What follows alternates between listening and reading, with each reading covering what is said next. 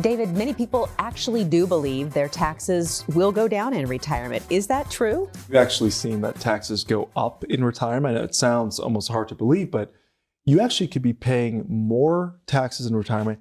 Your income, we've also seen in many cases, is higher than where it was when you're working. Because if you think about it, you've got things like tax-deferred accounts. So these are our IRAs. Well, every dollar that we pull out of IRA accounts, our 401ks and our IRAs, it's all taxable. And then what happens is when we hit this magic age of which is now 73, and it's pushed back based on date of birth all the way up to potentially 75, the government requires us to start taking money out of our taxable 401ks and IRAs. And guess what?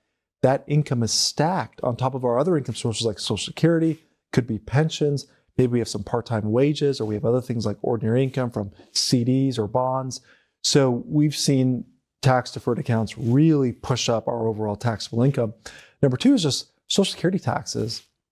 Up to 85% of our Social Security benefit could be taxed. And I'll tell you, this is one of the most frustrating things for me. Amy, if you think about Social Security, we talked about it before, but Social Security is our own money that the government takes from us in the form of taxes. We give it to the government. They invest it, and I use that term loosely, for us over 20, 30, 40, 50 plus years. The rate of return is abysmal, less than 2% annualized rate of return per year for Social Security. And then they give us back our own money. And as if it wasn't bad enough, oh, by the way, then they tax us on our own money that they give back to us.